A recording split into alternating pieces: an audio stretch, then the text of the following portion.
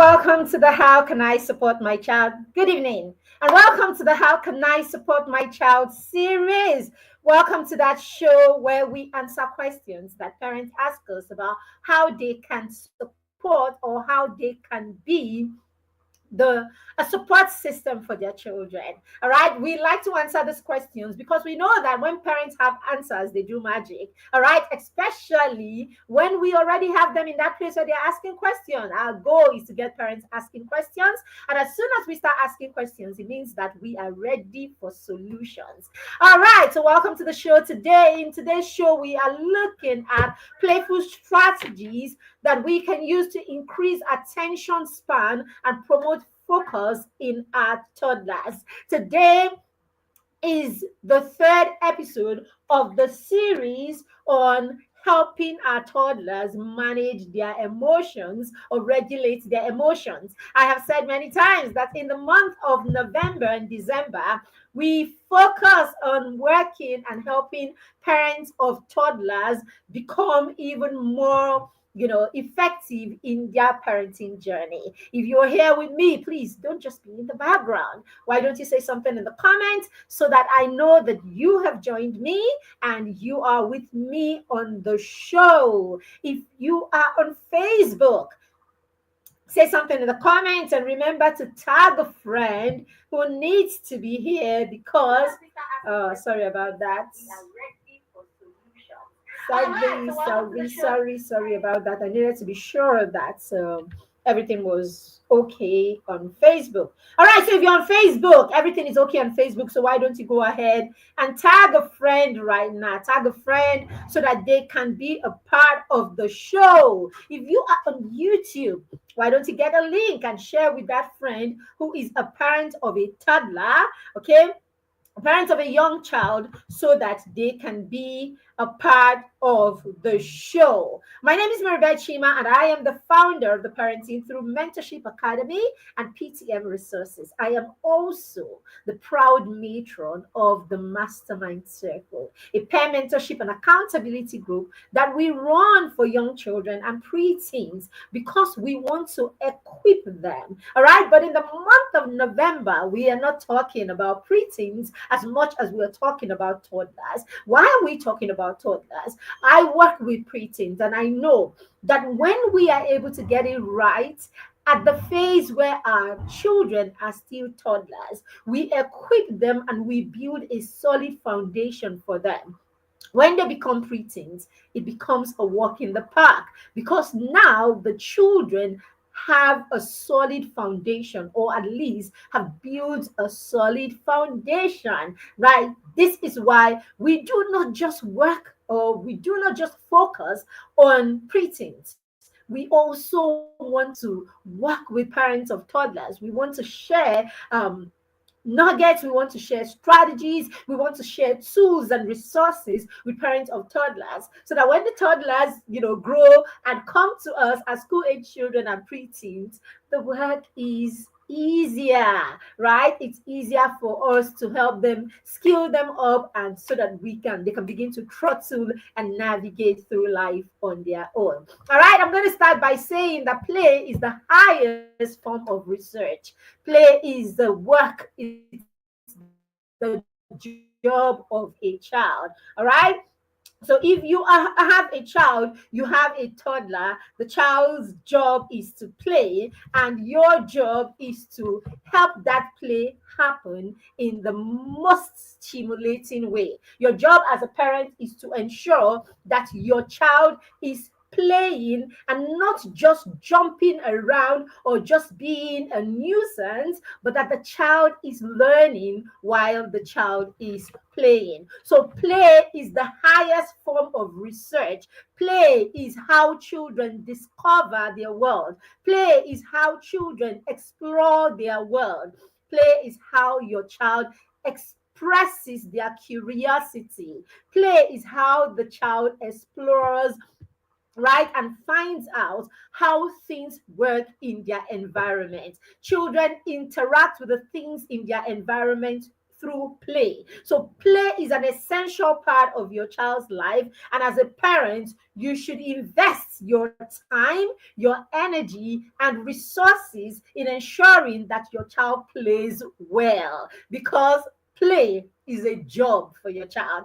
Play is your child's biggest occupation. Yes, it's your child's biggest occupation. If you've been following me, you have heard many times that I said that the hands is the instrument of the brain. All right. And when children work, when children play, they use their hands. Movement is what spurs brain development. So when children are moving their legs, moving their hands, then they are developing their brains. So in the first 6 years of your child's life, your job as a parent is to ensure that they are playing. Your job is to ensure that they are playing in ways, or that you are creating an environment where play is stimulating. You're creating an environment where the child can maximize their opportunity, the window of opportunity to learn. Because in the first 6 years of their lives, the child is in the window of opportunity to learn in the most authentic way. The child is in that phase in their lives where learning is easy, learning is stressless, and learning is effective. So that is one of the most important period in your child's life. So you want to be present. Yes, you want to be present, dear parents. You want to be supportive. You want to be creative, and you want to create an effective environment that is highly stimulating in your child, in your environment, so that your child can work, so that your child's occupation can be practiced, and that occupation is play. The occupation is play. So today we are looking at how we can use these playful strategies to help our children learn focus and learn, right, to increase their attention span. Ironical, right? Because a lot of times, how are you, Obase Song? Good evening. Welcome and thank you for joining me. I see Onyinyechi for. Thank you for joining me. If you are here, just say something in the comment section so that I know I've got company if you're here with me and you are following. All right. So it's ironical that we are saying to you, the child needs to play for the child to be focused. The child needs to play for the child to increase attention span. When in many cases, that is the real challenge that the parent has. Oh, the child plays too much. The child is hyperactive. We like to use that. I don't use hyperactive. Okay, but parents like to use the child is hyperactive. The child is always jumping. He cannot stay in one place. And so as a result, the child is not focused. Because, of course, when children do not stay in one place to learn, it is assumed that they are not focused. And of course, for us to help them increase their attention span, we want to get them to sit in a position a lot of times. We want to put them in that, formal, or that's regular thing that is seen as focus. All right, we have created a picture in our head that for us to be focused, we need to be seated in a position, we need to be steady, and we need to be looking at a particular thing. All right. So how now do I want to come and tell you that for your child to be focused, or for us to teach your child to be focused, then the child needs to play? So parents, there is a way. So that is why it is important that at every phase in our children's life, we know the right people to go to, or we know where to get help from, because it is knowledge that will separate you. And it is what you know that will make you become an advantage to your child. Okay, we say this over and over again, right? That the child is a product of their environment, the people who raise them, and who the people who raise them know. All right, it is what you know that will help you understand your learner, that will help you understand the child you are raising, that will help you understand what is going on in the brain of the child, and will help you understand why the child acts the way they act. Because most often the way our children act is as a result of many other factors. It is the factors that determine how the children react or how they act. When we understand these factors that are playing, when we understand the scripts that our children are operating from, then we know how to support them, because none of these scripts, whether it's their personality, their temperament, their learning styles, their love language, or whatever it is, none of them is a destiny. We can use the knowledge that we have of why our children act or perform or do the things they do the way they do them. We can use that template to know how to support them, right, to maximize their potential, how to support them to navigate irrespective of, these factors. Because yes, your introverted child or your melancholic child can actually be taught to operate in a way that the child can tap into some other temperament, right, when the need comes. So that's what we are going to be talking about today. Those strategies that are playful that we can use to teach our children how to focus, that we can use to increase our children's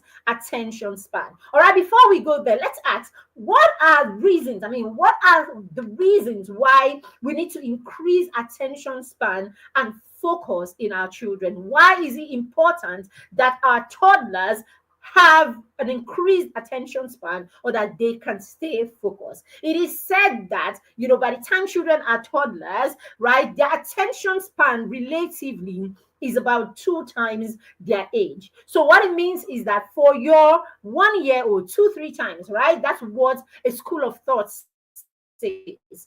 All right. So it says that for your 2-year-old, you should expect on the average, you should expect your 2-year-old to stay focused for about 2 to 6 minutes. All right.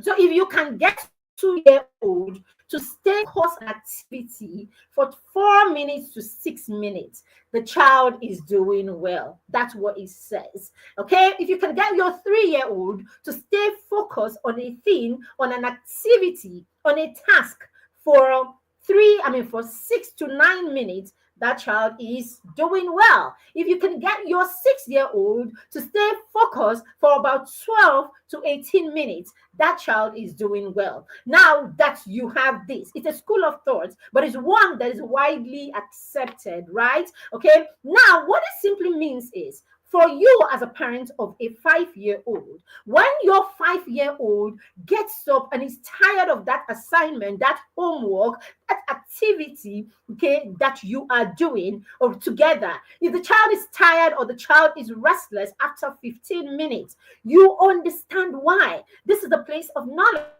So when your 5-year-old stays on task with you, all right, or is engaged in an activity or is excited about an activity for about 15 minutes and the child begins to get restless, you as a knowledgeable parent understands that there is nothing wrong with that child, that the child does not have busybody, that the child is not, there's nothing wrong with the child, that the child is just being who they should be, that the child is in the place where the child should be. Now that you know this, being intentional and getting knowledge now tells you that there's something I can do, right? There's something I can do to help them stay longer. What is that thing that I can do? This is what the conversation is about. So, reasons why it is important for your child or for you to ensure that, or to support children to be focused and, for to try and increase their attention span. Number one, it is a foundation for learning. All right. When children develop focus, right, it prepares them to grasp, foundational skills like reading, and all of that. So it is a child that can quieten, the noise around them, that is able to pay attention to what it is that you are saying. It's a child that can stay still or can stay calm for a bit, that is able to pick or to understand what the child is being taught. So if we don't get children to that point where at least they can quieten all the noise around them, and that noise could be a lot of jumping around, a lot of distraction, and all of that. When we get them to the point where they can stay focused on a task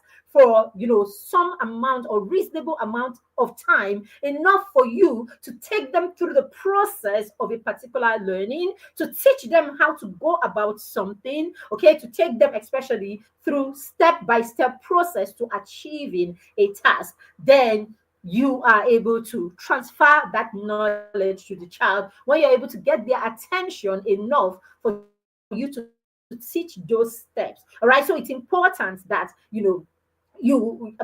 for the sake of building the foundation or foundational skills for learning, it's important that you get them, especially during this period. Between 0 and 6, this is when a lot of foundational skills are being taught, or this is when children are peaking. This is when programming is happening. This is when foundational skills are being built. All right. So if you're not able to get the child to stay focused enough to learn these skills, it means that there's going to be a lot of knowledge gaps, right? There's going to be a lot of gaps in the child, right? So by the time the child grows and the child becomes 7 and 8, you realize that the child begins to struggle with the things that the child should do at age 7 and 8 and 10, because the skills were not learned when the child was between 0 and 6. So it creates a vacuum, or it creates gaps in the child's learning process. So it's important that you're able to, help the child, support the child, right, to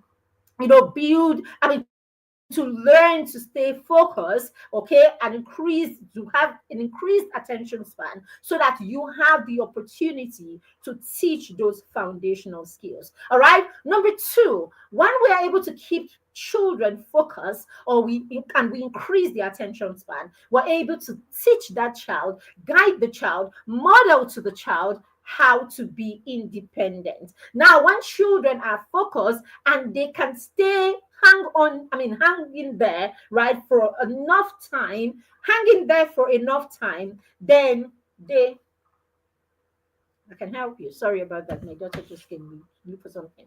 All right. So when that happens, we are able to, all right, when that happens, right, the child is able to see you. The child is able to pay attention. The child is able to see, okay, you and what you model. A child who is focused, a child whose attention span is relatively okay, is able to see what is going on in his environment enough for the child to learn from you. All right, for the child to learn independence. Now, apart from that, a child who is focused is able to take on small tasks, right, like doing dishes, right, and all of that small things. So it's important that you get the child to that space where you can get them to the space where you can get them to do small tasks, 2, 5, 10 minutes task. All right. The child will require at least 3 to 5 minutes to wash their plate after a meal. So you need to help them have focus for at least that amount of time for them to do a good work, a good job of it. While you're doing this, the child is increasing in their independence. The child is able to take care of simple needs like that. But when the child is all over the place, you're not able to get the child to focus for longer than a particular period. It means that the child would not know how to initiate task and how to stay through that task to the end. So it is important that we teach them, or we help them, right, learn focus, and we through our strategies and process, we're able to keep them on task for a long period, reasonable amount of time, to increase that attention span. All right, number three, it will support their social development. All right, when we teach them focus, when we teach them increased attention span, it means that when they are in gatherings, for instance, some of us go to church with the children, because we have not learned the right strategies, because we don't know the right strategies. You can have your child in church, and your child is that child that will not learn anything, will not do anything, and will not allow other people to achieve anything in church, because the child's attention span is so short and the child cannot stay focused. So children children like that become a nuisance to other people. Okay, let me use another word. I don't want to use the word nuisance. Sorry about that. Children like that distract other people. My apologies. So children like that distract other people. So they distract themselves and end up distracting other people. So staying engaged in group play, okay, will teach the children patience. It will also teach them how to cooperate. All right. So it's important that we incorporate this kind of skills so that it's important that we incorporate skills or that we introduce skills to the child that will help the child learn focus. All right, for this reason.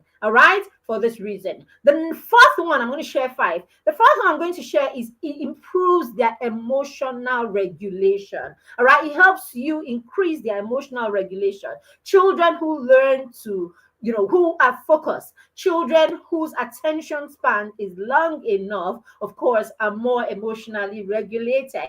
If you have a child that cannot stay on anything for longer than a period of time, you of course know that that child is going to be restless. The child is restless. The child is going to throw a lot of tantrum when the child is not getting what the child wants. The child is prone to crying and throwing tantrums, and all of that. The child, of course, wants to be all over the place, of course, and it depends on where you are. This may not be acceptable. All right. So, for the sake of the child's, peace, for the sake of the child's stability, all right, and yours, all right, of course, to help you to help you curb your triggers also, because as a parent, I know there is no parent that will not be triggered by a child who is being noisy, restless, and disturbing other people, distracting other people,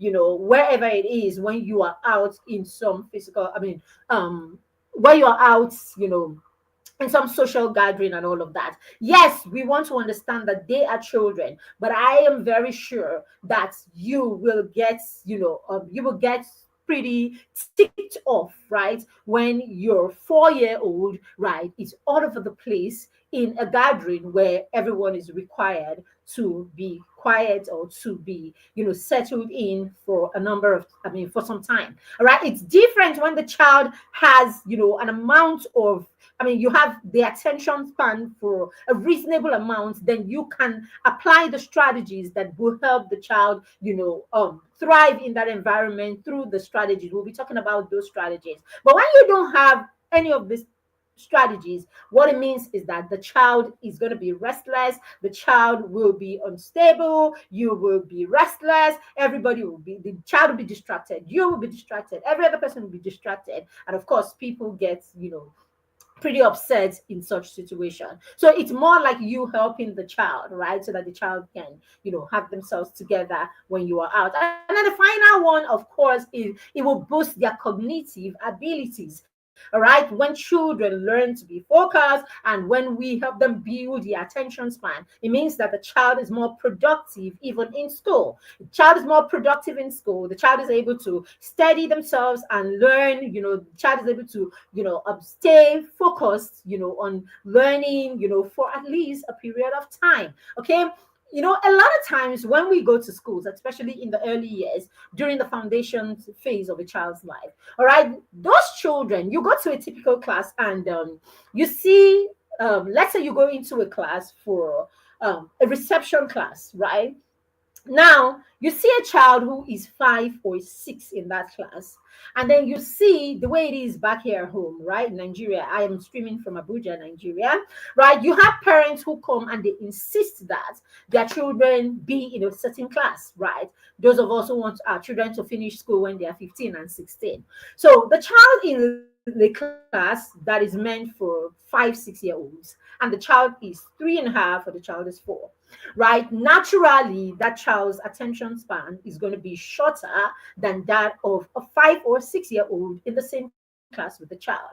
Now, coupled with the fact that the parent is doing nothing, right? The parent doesn't have all of this knowledge to support the child. So, what you get in that kind of setting is that that child does not have the same amount of focus, or the child cannot stay on task or stay focused for as long as the 6-year-old. So what happens in that class is the 6 year old, every time there is a test, every time there is a performance, there's class projects, you would realize that the older child, right, tends to do better. Not necessarily because the older child is smarter. It's just simply because the older child can stay focused for longer than the younger child. And so the older child tends to learn more, it tends to learn concepts, of course, tends to listen, okay, and of course, comprehend what it is that the teacher is teaching per time. Because remember, they can stay focused and pay attention to what the teacher is teaching. Now, when that happens, the older child gets all if it's a typical, class like we have back at home, right? Even outside, self, it's not just here. All right, I'm an educator, so I can tell you this for free. So, in a typical class, the child who does well, the 6 year old who is in the same class with your 4 year old, the 6 year old who does well, the 6 year old who, in a regular school, right, who tends to get all their problems, all the arithmetic problems, right, that child, of course, is the child's confidence is boosted, right? Winning helps to boost your confidence. Okay, confidence is built, is boosted by competence. So when the child is competent, the child is able to solve every problem, the child is able to do their task on their own, the child is able to achieve the task in good time, the child is able to achieve all of this. Of course, the child's, confidence is being boosted. The child is becoming bolder. The child is becoming confident in their own ability. The child's self-worth is increasing. The child's sense of, accomplishment is increasing and all of that. This is how confidence is actually built in people. This is how we build our confidence. It's our competence that make us confident. All right. So apart from that, the child is being praised. The child is being acknowledged. The child is being given more responsibilities. You go to a classroom and that child happens to be the class rep, the class monitor. That is the child who probably the teacher gets to ask to help them a lot, especially as I said, if you're in this part of the world, that child is acknowledged all the time. It's acknowledged by their teacher, it's acknowledged by their classmates, and all of that. So you see, this child's confidence is increasing. This child is building momentum. This child is becoming, self-esteem is being boosted, and this child is thriving.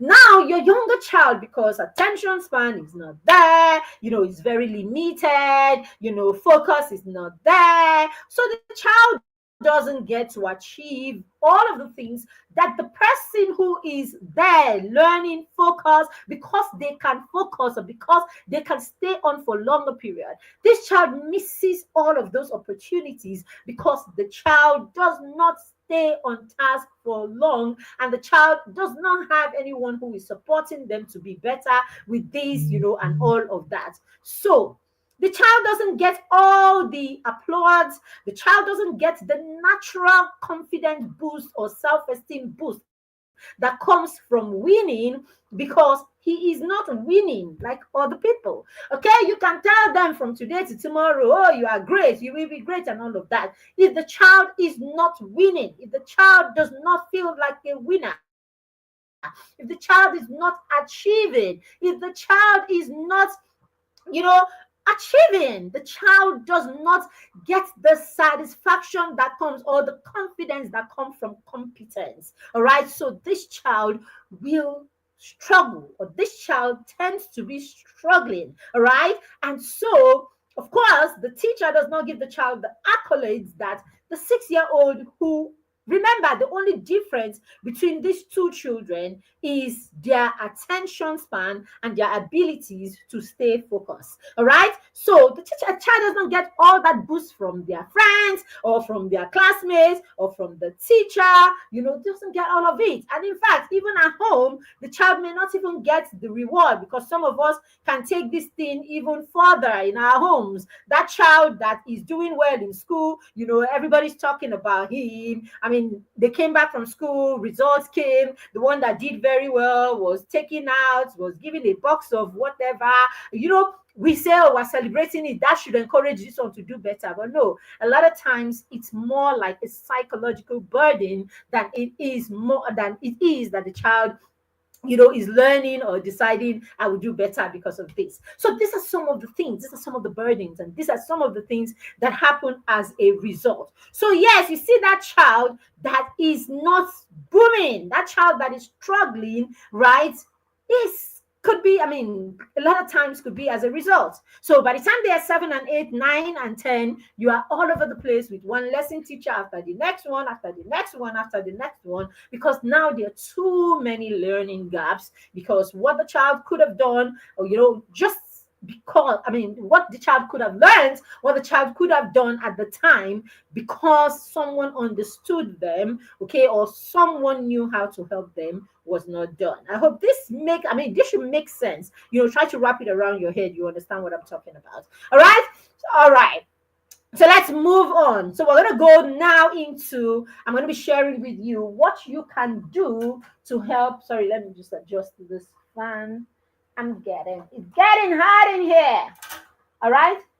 So let's look at what it is that we can do as parents, right? What we can do as parents and caregivers, what we can do to support our children, how we can help them build their attention span, okay, increase their attention span, how we can help them learn to stay focused, right? No matter their ages. Number one is structured play. All right, structured play time. You want to introduce activities, right, that have beginning, middle, end. We're not saying make everything serious, okay, but introduce activities that will teach your children how to go through a process.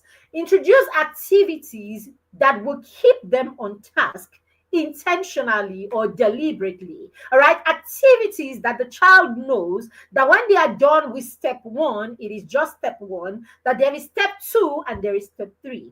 Don't leave activities that are vague for the child. Okay, introduce them. Thank you very much for writing that. All right, introduce them to activities that would teach them first step, second step, third step. That way, if the child goes off in the second step, you can send the child back, or you can remind the child, and the child knows where to start when they get back. All right, now remember the child, depending on the age of the child, so you can use the school of thoughts that I shared, all right, that says when a child is 2, the attention span should be about 4 to 6 minutes. So you can start with 4, all right? So create activities with your 2-year-old that can engage them for about 4 minutes, an activity that probably requires 10, 15, or 20 minutes. But for 4 minutes, after about 4 minutes, take a break with the child.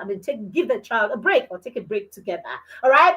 Our daughter was homeschooled. At some point, of course, I'm a very hands-on parent. If you know me, if you've been following me from the years that I started when I came online as a parent of a toddler. All right. Our children were young. My son was about 7, 8 when I came online, and our daughter was 3, 2. Something like that. All right. And we did a lot of hands-on activity. You can check my page, things that I did in 2019, 2020. You will see it's a lot of hands-on. We create models, we do models with paints, we do all of that. They're old, and our son is 15, okay, in a few days, and our daughter is 9. All right. We still do stuff, okay. Even in the mastermind, I guide the children to do a lot of hands-on, practice, because the hand is the instrument of the brain, all right? And there is that saying, teach me or show me and I may remember, teach me and I may forget, involve me and I will learn. So I believe very strongly in children doing. When we do, then we learn. When we apply the things that we have learned, we apply them practically, that is when we actually learn. So especially for children, please, the hands is the language is the instrument of the brain. Play is the occupation of a child, all right? And play involves movement, all right? Anything that involves movement, excitement, and the child applying and doing things, all right? Applying and doing things, right, that can help them create from nothing. All right, the child is playing. That is why your child may be learning how to fold clothes.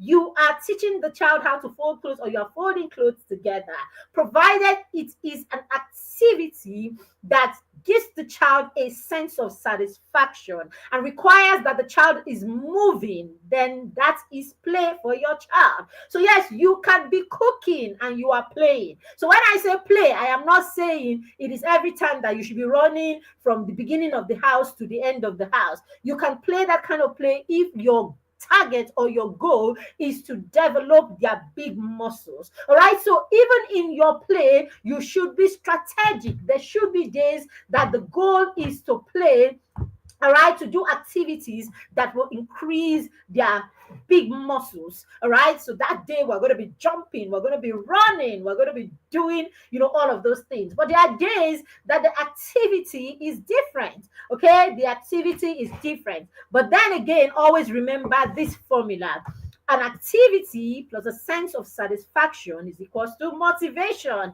So when the child is doing an activity that gives them a sense of satisfaction, the child is motivated to do that some more, and the child is playing. So whether you are cutting vegetables, or you are stirring semo on the fire, or you are filling water bottles, or you are folding clothes, all of it is play if you know what to do with it. Okay, so that is it. By the way, if you don't have this book, so I have this book. Is one of Stories for Champions series. It's called Playtime Stories for Champions. In Playtime Stories for Champions, I have about 20 activities that you can do with your child right there in your home. Yes, it is packed with activities. In fact, yes, 30. We actually have 30 activities in Playtime Stories for Champions for children from 0 to 10. So you can use this book. In fact, this is a Christmas book. All right. Whenever there is a holiday, just take this book and engage your children. It's such an amazing resources. All right. Two amazing books you should have this Christmas: Playtime Stories for Champions and Christmas Stories for Champions. In Christmas Stories for Champions, I've told stories of what it was like growing up in the 80s, in the early 80s, perhaps the late 70s, what Christmas was like for us, how we had to go to the village, how we had to see title men, how we had to, different scenarios. I went to the north, I went to the south, I went to the east, I went to the west. Okay, and the illustrations in our books are so amazing, so beautiful. Any child will be excited. Just look at this. All right, this is a story of a boy whose parents live in Ibadan, and he had to go to the north to join the army, and he was coming home for Christmas. All right, so these are the kind of scenarios that we had growing up, where the boy in military school had to come home for Christmas, where an uncle had to come home for Christmas from abroad, where an uncle or a parent had to go and take a title in the east, and everybody had to go back to the east. These are the stories we have. Amazing books. So we have a promo. You buy our books this season and you get 3 bonuses. Okay, I'll be talking about that later today. You get 3 bonuses. One of them is your preteen, your 8 to 10, your 7 to 13, 14-year-old gets to come to my vision board. To my vision board party, or my vision session, basically, where I teach children to set goals, especially during the beginning of a year. I teach them to set goals, create plans for their goals, create their vision, their goal setting mapping, teach them to map their goals, and then to create vision board. It is a class typically for the mastermind partners. But during this period, I get many children in there because I am so big on children setting goals for themselves, or learning to set goals for themselves and beginning to throttle based on their goals, staying focused on their goals. If you teach children to stay focused early in life, we're preparing them for a life of focus. I am big on focus, okay, for children. Very, very key. All right. So we are talking about what we can do to help our toddlers learn focus and to increase their attention span. And we talked about structure play. And I have said, provided the child is getting a sense of satisfaction from an activity, the child is motivated, the child wants to do more, that is play. So whether the child is cooking, whether the child is folding clothes, whether the child, provided you can bring an element of fun into it that gives the child gives the child a sense of satisfaction. Voila, the child is playing, and play is the child's occupation. So, yes, you can use this. Now, while you are doing this, folding clothes, for instance, it means that you have a pile of clothes, pile of 10 to 15 clothes. What it means is you are folding one, the child is folding one. Now, this is your child that ordinarily has a 6 minute attention span. Do you know you can be on that task? All you need to do is after the first 6 minutes, you say, you know something, let's go blow bubbles. And then you run to the kitchen, make some bubbles, and then you blow the bubbles together and say, you know something, we're done. Let's get back to work. You get back to work and you start working again. You do, and you work for another 6 minutes, and you say, what do you want to do right now? On your mark, said, go. You are outside. You run. It's me. I won. All right, let's go back to work. You get back to work. And before you know it, you are done with that whole laundry basket of clothes just because you have used a playful technique to get your child's attention span increased or to get your child focused on the task. You can actually have a conversation about this even before you start. All right, guys, or you could be two of them, could be three of them. Just create excitement. Who says raising children? Who says raising toddlers cannot be fun? I promise you, parents, that's the most fun part of your journey. I know they joke. All right, with your toddlers is actually the most fun part of your parenting. When they get older, they can't, it's not always they will be on the same page with you. All right. Okay. You still find things to do if you are on task, on track. You still find things to do together. But when they are toddlers, they play with reckless abandon. It's just a lot of fun. So get that time to infuse laughter into your system. Get that time to infuse playfulness into your system. Use that time to infuse affection into your system in your home. Do not get it twisted. It is a window of opportunity for you to build for you to develop the, what's the word now? For you to develop the right temperature the right temperature in your home. It is a good time for you to establish the tone in your home. Establish it when the children are young, and you can sustain it even as they grow older. Very, very key. The next one is sensorial play. You want to introduce, or you want to infuse play in your home that is very hands-on, all right, especially for your tactile or kinesthetic children. If you have that child who is always jumping around, who is always moving, who always wants to touch, who always wants to do things like that, then you want to get them right to do sensorial plays. And some of these things are pretty simple, not too hard like that. You can just decide one day you want to take half a noodle of rice. You want to take some quantity of rice and then use your coloring, or you use your food coloring, color it together. These things are things you can do together. Put them into a bin. Okay, put them into a play bin. You can use any container in your home. Use them into one of your containers at home. Add the coloring. You can have two different bowls. You do blue, the child does green. You can have, or you can decide to do different colors of the rainbow, all of them. And then after that, you can decide to create a rainbow with it. And then you use the rice. These are sensorial play.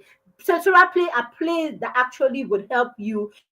Will help the children interact with their senses. All right. So when you're using this, you're mixing the rice. That is them using their hands. All right. Their eyes, their ears, you're talking. So sensorial plays are okay. Those are this kind of plays that activities that the children do that will engage their senses, basically. Playing with sand, playing with grains, and all of that. So you could color them. It could be sand. I remember the kids and I used to do this one a lot. All right. So for some reason, my son loved the whole idea of the moon. All right. So he loved, when he was learning about this stages of the moon, right? The crescent, the waxing gibbous, and all of that. So while he was doing that, we would go out and we will use mud. We will actually use mud and create the different stages of the moon, right? We will get the mud, we will put it together, we will mix it together, and we will create, all of these things.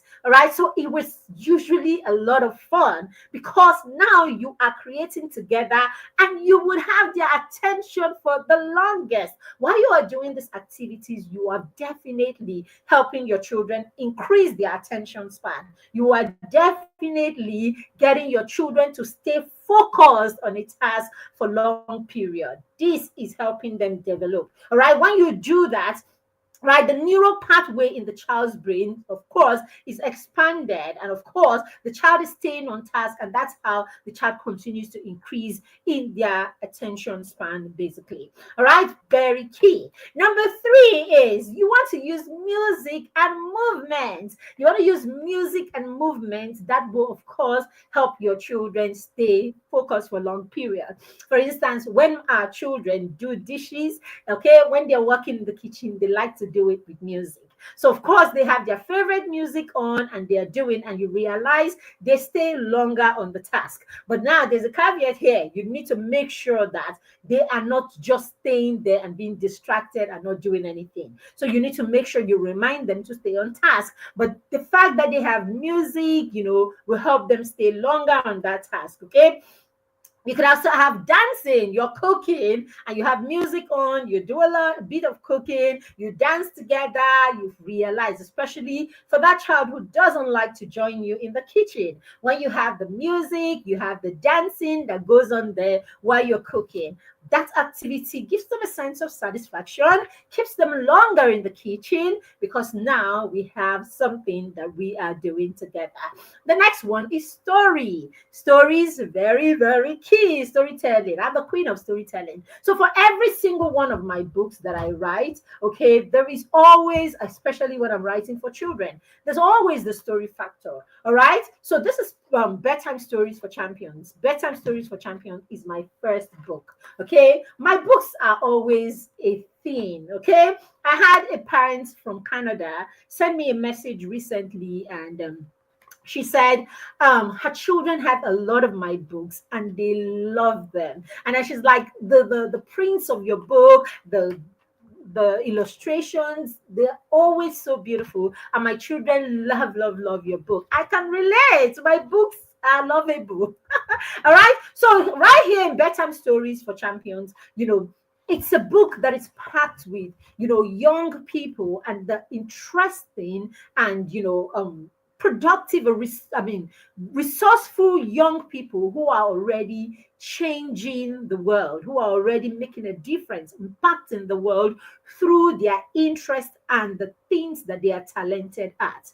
Children who are already stepping out to use their voice and use their talent to be a blessing to the world. All right. So we didn't just jump into the stories of these people who are real people, by the way. We told stories that could lead parents and their children to bond before they begin to explore, right, the lives of these icons. Very key. All right. So that's better. Even right here, Destined for Greatness. This is one of my latest books. Right. We talked about African icons, but of course, it's in relation to young people who have dreams and hopes, right, that they do not know how to go about. So we've told them stories. We've written stories, okay, that will lead them to connect to the life of icons. All right. Amazing, amazing stories. So you should get my books. You should you should take advantage of the promo. All right. So we have 3 different bundles: my Stories for Champions series, the Skill Up series, and then we have a bundle with all 10 of our books, right, that you can get for the 10 of our books you can get for 35,000 instead of 39 or so. All of our books together is about 39,000, but if you get this bundle, you get them for about 35 or something like that. All right. The other books are 16,000 for 4 of them, right? But then again, it's the bonuses that come with it. You get 7 of my stories. I tell amazing stories, and I have story sessions, anti-story sessions with Auntie Maribel. I'm going to be giving you 7 of those that you would use to have story time with your children this Christmas. I want this Christmas holiday to be one of your most memorable ones. Lots of stories, and then we have 10 days activities, fun activities that you can do with your children while you are reading. And then your 7 to 14-year-olds can get to come to my masterclass, my vision masterclass, where they will be learning how to set goals and all of that. So get a copy of the book. After getting a copy of the book, you send us the proof, and boom, we would give you the link to join the class and get ready, right, for all of these bonuses. We got you this holiday. Yes, we got you. All right, so that's it. So the next one you want to pay attention about, you want to do is building blocks. You want to use building blocks, Lego. These are ways to actually keep your children curious, to keep them, you help them, develop their problem solving skills. But of course, more than anything, it stretches their attention span and of course teaches them to stay focused. Have you seen children when they are building block? I mean, when they are actually trying to create something or build something with their building blocks? The focus is something else, isn't it? That's an amazing way to help them build that or stretch their attention. All right, and a good way, I mean, even better, that you spend some time doing it with them or doing it as a whole family. So when you do that, get some snack in the corner, get some lollipop in the corner, get whatever it is that works for you as a family in the corner, so that they can dip and, munch as they do it. Remember, parents, the goal is satisfaction, a sense of satisfaction from that activity. That is what brings motivation. And the moment the child is motivated, the child will stay on task. The longer they stay on task, the more their attention span increases, the more their ability to stay focused increases. These things happen little by little. So attention span or focus is not what you beat into a child. Attention span or focus is not what you talk into a child. Look at you. You cannot even stay for 30 minutes and read. Your mates are reading for 2 hours. You can't stay. Busybody, jump, and all of that. You can talk from today to tomorrow. What you will get at the most, what you will get is a child pretending to be reading. So that's why you have your children stay staring at a book. Some of us have children who stay staring at books for 30 minutes, 40 minutes, 1 hour, because that is where your nagging has brought the child. But when it comes to really learning, hi, Ngozika, thank you for joining. When it comes to really learning or really being effective in that skill, the child is not. All right. So the better way to do this is to create fun activities, use fun strategies to get the child to stay focused on that task. The longer they do, the more they increase. That skill will happen over time. It's a skill. It is learned, and it is learned through practice. Anything you want to see in your child, anything you want to see in a young person, even for adults, but especially for young children, get them to do that thing consistently. But more than just doing it consistently, look for creative ways to do it and look for ways that will give the child a sense of satisfaction. Because when that happens, then the child is playing. To you, you are folding clothes. To the child, it is play. To you, you are cooking. To the child, it's play. To you, you are cleaning the house. To the child, is play. He's cleaning and he's dancing. He is playing. You, parent, what should be your goal, the outcome? What do you want at the end? At the end, I want the child to know how to do this, and I want this to happen. I want to have a clean home, and I want the child to know how to navigate on their own to get a home clean. At the end of the day, did you get it? Yes, you did. Then we are good. So yes, playful ways to do this is the way to go, right? If you want children to learn in the most authentic way and you want them to learn from self-motivation, all right? That's how it grows, all right?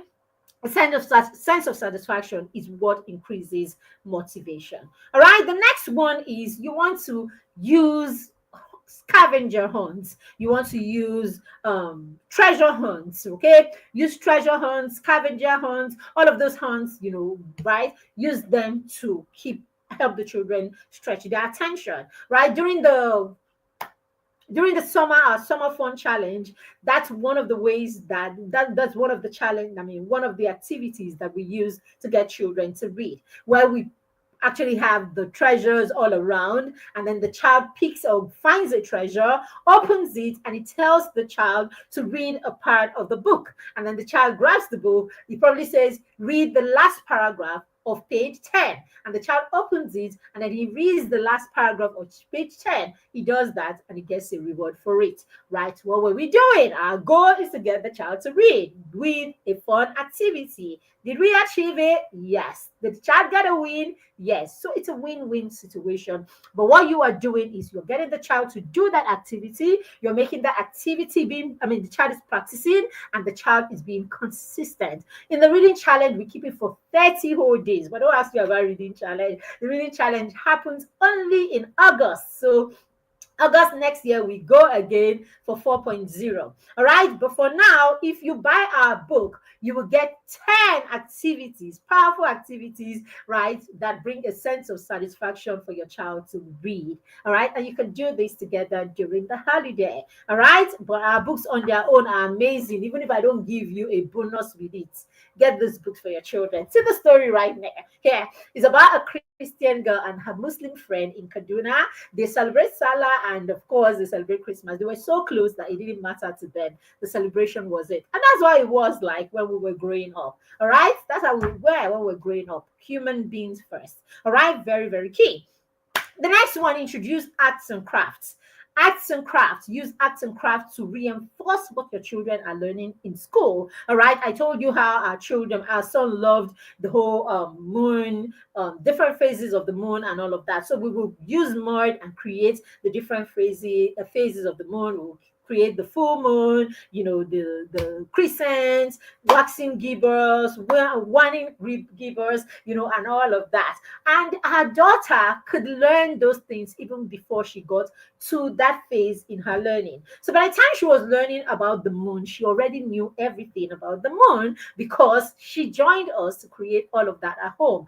My children and sometimes daddy would join us, a lot of times we spent a lot of times using styrofoam to create all kinds of science projects, and all of that, not from school, on our own. The children learned almost all the systems at home, right? Because we will create the science models of those things and we'll use them. That was just art. So we go to the art shop, we buy acrylic paints, we had a full resource room that was meant just for creating. We collapsed the guest room because you have children. What is a guest room doing in your home? If you have enough space, that's fine. But why do I have to reserve a whole room in my house, waiting for someone to come one day? All right. So we collapsed the guest room in our house and we turned it to a resource room where we had all the cardboard paper, or the styrofoam, or the all the buckets of paints and building blocks, and it was just such an amazing. And all these things I'm talking about is just about 2 years ago. All right, we had all of these. We see my daughter still has part of all of those things in her room these days. So because of that, she caught the whole art thing. So our daughter is constantly creating one thing or the other, constantly painting, constantly doing all of that. So when the children get school projects, it's not a big deal. I don't even join them a lot of times for their school projects because they are so hands-on that it's not a problem at all. They will jump to it. All they need is a list of what they need. We go to the craft shop, we get the craft things, and they come here and they run. You don't have to be a part of it. It has become a part of them. All right. So these are the things. But what it is, it's increasing their attention span. A child that cannot stay and talk or do anything, anything meaningful for more than 5 minutes, you see them doing crafts or painting, crafts, arts and crafts and all of that. And you see the child will be focused on that activity for a whole hour and the child is not shaking. So these are the things that you use. The child is getting a sense of satisfaction, child is having a lot of fun, and the child is building, the child is, developing, and the child is, of course, increasing in their, attention, right? Their capacity to stay on task and all of that. And the child is focused while on it. If you agree with me that that is one of the biggest problems that we have in today's world with our young children, focus. Even as adults, how many of us can really stay focused? How many of us can self-motivate to stay on task and finish the things that we have to do without being distracted by our phones, TikTok, Instagram, all of these things. All right. So if we don't do something to teach or help our children develop their attention span today, we're going to have real problems in our hands, because our children are even growing in a different generation from when we grew. The times are different. It is a time where the distraction is at its highest. There's so many things calling for your child's attention. Or have you not noticed? Your child has over thousands of options when it comes to what to view. He has DSTV, he has Netflix, he has name all of them. Netflix, DSTV, go this, go that, all of these varying, options and all of that. I mean, on DSTV alone, you know how many options, how many options they have. On Netflix, you know how many options they have. On top of that, the child has got an iPad, the child has got a phone, the child has got the TV. All of these, they are all options. It's madness. It's crazy what's going on in the mind of the child when the child has to make a decision. For us, there were just one or two. On top of that, they have YouTube. Do you know how many channels are on YouTube? They have TikTok. Do you know how many content creators are on TikTok? They have, what's the other one? The yellow app. All of these things at the same time. What happened? My video ended on its own. All of these things at the same time. So no, the distractions are crazy, right? So we will have to help our children to manage this by teaching them how to stay focused on task. Okay, we're gonna run for the last three. Okay, role play, right? Teach your children role play. You have things, you see things, they've learned things. You're reading from the Bible, you're reading from the Quran. Can you try and bring it alive? Role play part of it. Oh, I love the reading challenge. During the reading challenge, we role played, a lot of scenes. I saw parents role playing the Last Supper with their children. I love the reading challenge. And because the reading challenge is for children from 0 to 13, so you see some of it with 2-year-olds and 3-year-olds, and the parents are creating magic.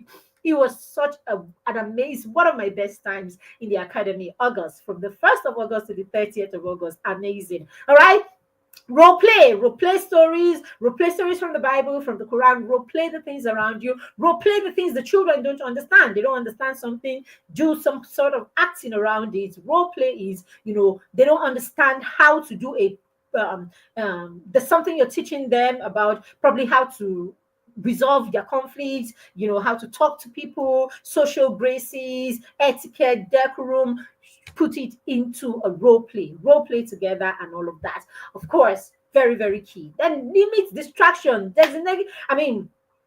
Declutter your home. All right, designate clutter-free areas where your children can play. Okay, where your toddlers can stay immersed in an activity. Okay, I told you about our guest room that we collapsed and turned into a resource room. At the time, that's it. During the reading challenge in August, we create a reading nook. We create a reading nook. A reading nook is a cozy corner where the children can read. And our children leave that nook there for the longest time. The nook will have lots of lights, lots of light. When our children were younger, we always had a nook. There's light, it's usually very cozy. And because they put the place together on their own, you realize when they want to read a book, they just sleep in there and they stay there. Sometimes their friends come and they run into that space, with the friends. So you realize some of their friends visit, people who will not read books in their home. But when they come, they will go to the reading nook. In the nook, my daughter has a small shelf of books and her son has a small stand of books. And before you know it, they are gisting, they are reading a book, and all of that. Create that corner. Declutter it and let it be the space where your children read. All right, this brings us to the end of the show for today. For the whole of I'm sorry, for the whole of November and some part of December, we are going to be doing toddlers, toddlers, toddlers, toddlers. So you want to be here, all right? You want to also join our toddler community if you want to, be a part of this, know what we're doing. We share other resources there and all of that. And we're going to be having a challenge in December. You know me, I am the queen of challenges. All right. So, what I'm just going to come here and tell you, you can do this. We're going to pass you through activities that you can do to help your children, your toddlers, build attention span, develop attention span, focus, and emotional intelligence. We're going to put all of this together. All right. So, we're going to have a challenge for 10 days. And each of these days, we will have activities that you will do together. Activities will take you through a process. All right. If you want anything to be internalized, I said be consistent. Do it consistently for the period. All right. So we want to focus on your toddler and we want you to build this together, build the skill together. And our challenge are usually small deal. Okay. Very affordable. Just a commitment fee. You jump in and we run. You'll see the flyer in a few days and we can jump in and have a good time together. We share pictures. We share all of that, during the challenge. Challenges are our theme and we make it worth your while. But more than anything, it's going to be so much fun and you're going to be doing it collectively in a community. So it makes you do it, it makes the child excited, and then you get videos and get all of that. All right. So if you'd like to be a part of that, just stay tuned. All right. Apart from that, we will have the last part of this series next week, Thursday. So this is episode 3. If you did not watch episode 1 and 2, then just put in the comments, all right, or send us a message. Do we have, all right, let's put information right here so that you can send us a message and we can send you the link to join our toddler community, or you see it in the description. Okay, look in the description and check in the comment section on Facebook. Just click and join the community where you will have all of these things going on. Thank you for joining me today. I do not take it for granted. You want to order our books, take advantage of the Christmas bundles that we have. We have the Stories for Champions series, Christmas Stories for Champions, Playtime Stories for Champions, Wisdom Stories for Champions, and Bedtime Stories for Champions. All right, so you can get this as a bundle for 16,000 and you get 3 bonuses. You can also get the Skill Up series where we have Destined for Greatness, we have Young and Money Smart. Right, we have Destined for Greatness, we have Young and Money Smart, you have Unlocking Excellence, and of course you have our amazing Skill Up journal in that series, 4 of them. And you can also get my epic parenting book where I shared my experience as a first-time parent, our parents from the first decade of my parenting. All right, mentor parents, and of course you can also get our planner where you can have all the amazing experiences with your child. This planner is such a legacy. You can have record the best things happening in their lives. You write notes for them right in here. You write your processes right in here. We have 12 templates, that you can use and create parenting plans for your children. And you can hand this to your child 10, 20 years from now, and they have a template that they can use in their own parenting. Thank you for joining me today. I do not take it for granted. We'll see you again on Thursday when we go for the last episode of this series. Okay, you can also join us for our weekly webinars on Monday at 1 p.m. All right, we do that every Monday at 1 p.m. You can order our books for Christmas and for the holiday. Okay, and of course, get ready for the challenge. Thank you very much and have a fantastic rest of the day and a lovely weekend ahead. Bye.